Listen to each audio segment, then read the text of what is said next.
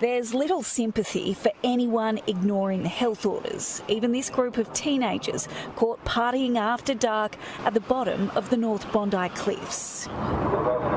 Herded to higher ground by Polaire's spotlight and speaker, the 8 boys were placed in handcuffs and left to explain a $1,000 fine to mum. 681 penalty infringement notices issued in the last 24 hours. More than 400 of those notices were again for people being outside of their home without a reasonable excuse. Boom shakalaka, ladies and gentlemen, brothers and sisters around the world. It is your boy Chris Shule, aka the esoteric noetic, aka the chocolate Nubian soul brother from Ghana, West Africa, dropping the wisdomatic truth bombs here in Melbourne, Australia, mate, the home of the New World Order. Be sure to like the video, subscribe, click on the bell, tell your friends, tell your mum, drop us some comments, let us know what it is. Let's get it. So as we look around the world and see the tyranny that is befalling this globe,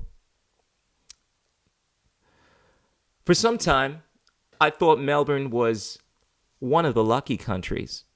Australia, that's what we call it, the lucky country, right? At least that's what we used to call it, where we are young and free. Yeah, mate, we got everything here. We got our freedom. Yeah. Have another shrimp on the barbie, mate. True blue, no worries, mate. That's what the Australian people say, right? No worries. Well, we have a look around the world with all of the restrictions, the mandates that are being applied, and it does seem as if Australia may be leading the way. I mean, don't get me wrong. We've seen some craziness, from Israel, where they're implementing ankle bracelets for people that have not received the boom shakalaka. And for a minute there, the government was considering implementing microchips on children to make sure that they were socially distancing, essentially beeped and alarmed them if they were too close to each other. So much for that conspiracy theory, microchips, right?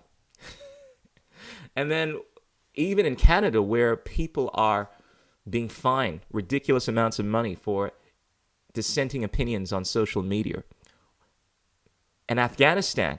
The Taliban's takeover of Kabul as well as other provinces has left power vacuums in many places. While thousands in Afghanistan are now fearing for their lives, there are some who are optimistic after the Taliban's takeover. Residents in Afghanistan's Ghazni city are hopeful that the Taliban takeover would bring peace and boost business across the country. Now, it's important to note that Ghazni is a southeastern city around 150 kilometers south of Kabul. That is the capital. And the Taliban forces entered the capital on August 15th. The Taliban had taken over Ghazni city on August 12th, and for residents of this city, life appeared to be returning back to normal, with bustling bazaars and busy streets.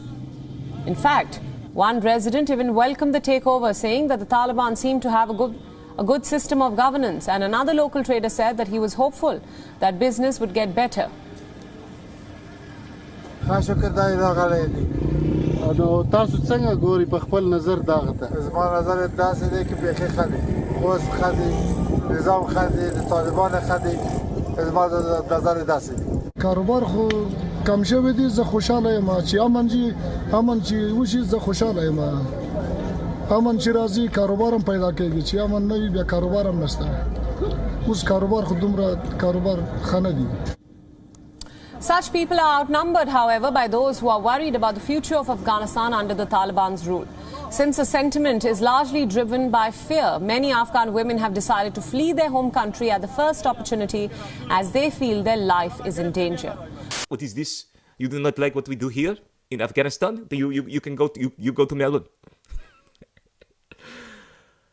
But it really does seem as if Melbourne, if you consider the restrictions that we are putting people under, where 60% of the population at the moment is under some form of restriction. Can't move more than 5 kilometers outside of their home unless, of course, they're doing the right thing, going to work. We're seeing kids that want to meet up on the beach and have fun being fined. To think we live in an age now where simply walking down the street, simply wanting to hug your fellow brother and sister and kiss them on the face without a mask is now considered a form of, well, naughty behavior. to see what is going on in terms of protests, where people that are protesting, essentially expressing their human rights under the Human Rights Charter to show their disagreement for what is going on in government, where police officers are spraying pepper spray on these people, and then when they defend themselves, when they try to march onwards, these popo are saying that these people are violent. And we are now seeing this precedent where we're having rubber bullets sprayed on our civilians. Now, granted, you could argue things are not as bad as they are in Cuba, where the government is actually using live rounds. When we have a look at the forms of tyranny, looming boom shakalaka passports and so forth, I think Melbourne is soon going to be leading the way when it comes to tyranny. I think the entire world is looking at Melbourne right now and thinking, what the fuck is going on? And to make things worse, I came across a story that made me shudder. So, in Sydney, rescue dogs were shot dead by New South Wales Council due to COVID boom shakalaka restrictions. So, according to this article I came across, several impounded dogs due to be rescued by a shelter have instead been shot dead by a rural council in New South Wales under its interpretation of the boom shakalaka 19 restrictions, alarming animal activists and prompting a government probe. Under its interpretation of boom shakalaka 19 restrictions, the council decided to shoot these dogs dead.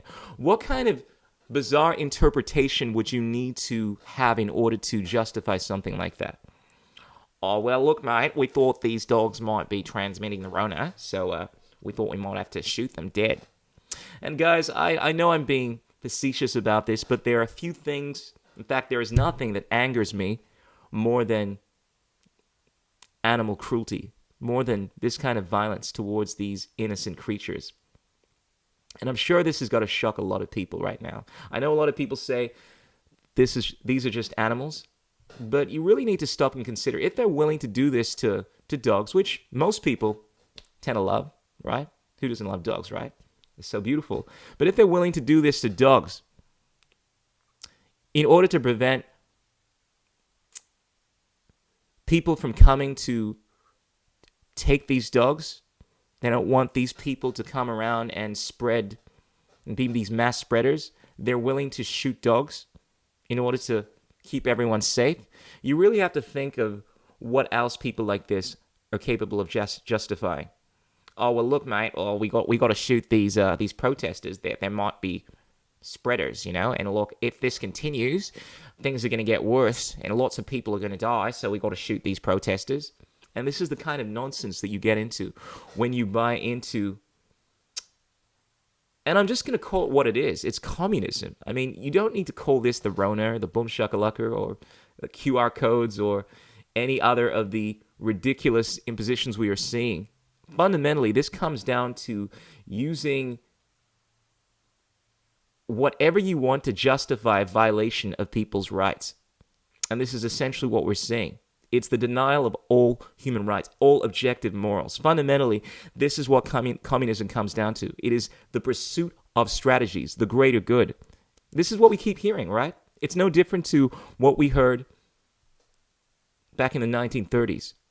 You think this stuff began with just hanging people? Oh, we don't like this person, we're just going to hang him. You think this stuff began with evil people just saying, oh, we hate black people, we hate the Poles? No, it began with people justifying what was going on with security. We need to make sure that everyone is safe. We need to do this for the economy. We need to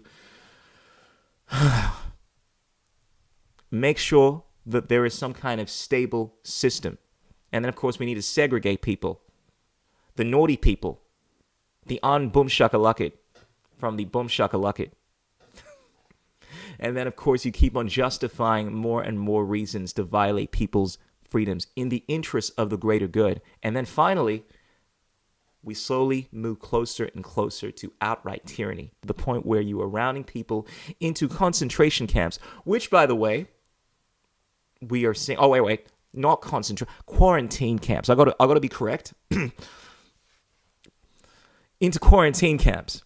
We're essentially building many quarantine camps here in Australia, mate, but only to keep you safe. I mean, prisoners, actual prisoners that have actually committed violence, actually not in most of the cases, more often than not, people are in jail for victimless crimes. But my point is that we are seeing these prisoners essentially have more rights than these people in quarantine camps at the moment. Makes you think about what else is going to go on. Anyway, according to this article, the Berkshire Council in the state's northwest killed the dogs to prevent volunteers at a Cobar-based animal shelter from traveling to pick up the animals last week, according to council's watchdog, the Office of Local Government. As I was saying, let's kill these dogs because we don't want any spreaders coming around here to pick up these dogs because they could be spreading. Perhaps we should stop people from breathing. I mean, you could be spreading this thing. And yeah, I guess some people might die. I mean, I guess some people need to breathe. But what about all the people that are going to die from the boom shakalaka? Oh, seriously. There is just so much content here in terms of the jokes that can be made from what is going on because it is so utterly ridiculous. OLG has been informed that the council decided to take this course of action to protect its employees and community, to keep them safe, mate, including vulnerable Aboriginal population. Oh yes, appeal to the black people. From the risk of boom shakalaka 19 transmission, a spokesman from the government agency said. The spokesman said the agency was examining the circumstances of the incident to find out whether companion animal and cruelty prevention laws had been broken. I love how they do this. Although we got to look at whether or not they've actually broken any, human rights or companion animal and cruelty prevention laws. Because when you lock people up in their homes, when you force them to undergo medical experiments, it might not be a violation of human rights. It might be on board. It might be proportional. It might be necessary. It might be for the greater good. Oh. Welcome to 2021, where we justify anything and everything because it is for the greater good. And in other news, so an Australian former NBA star, Andrew Bogut, says he was offered money to promote lockdowns, which is a common thing we've been hearing from a lot of celebrities, that they have been approached in order to say positive things about the lockdowns. Yours truly, the Chocolate Nubian, I was approached. They called me up, because I'm a celebrity. I mean, look at my celebrity smile. And they were like, is this the Chocolate Nubian?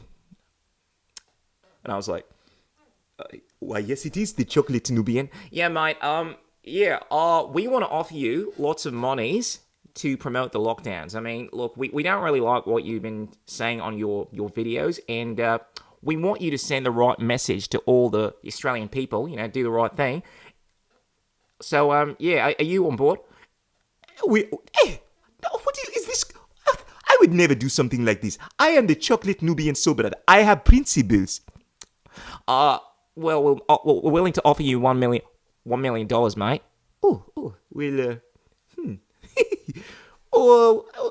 You say $1 million?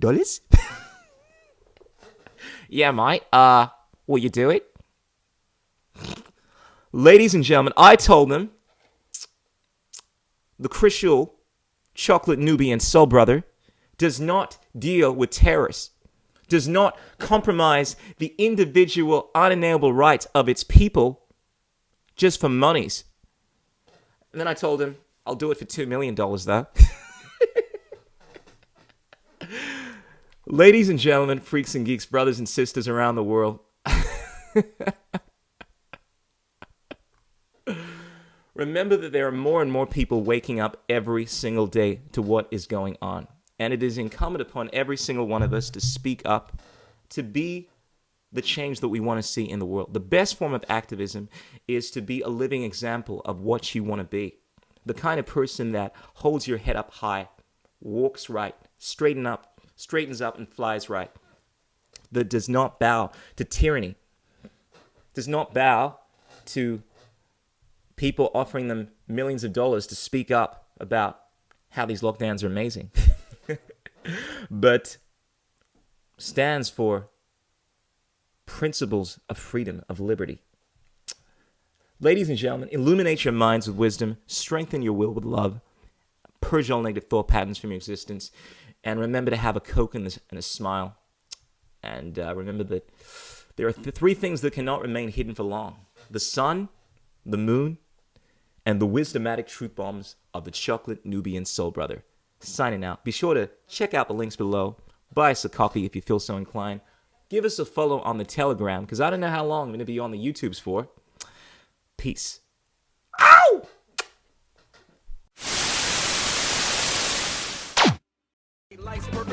What is liberty? What the? Who says you can't build muscle on a vegan diet? What's it like being a hottie in the vegan community? There are no political solutions, only technological ones. The economics of the system don't allow multiple competing systems to survive.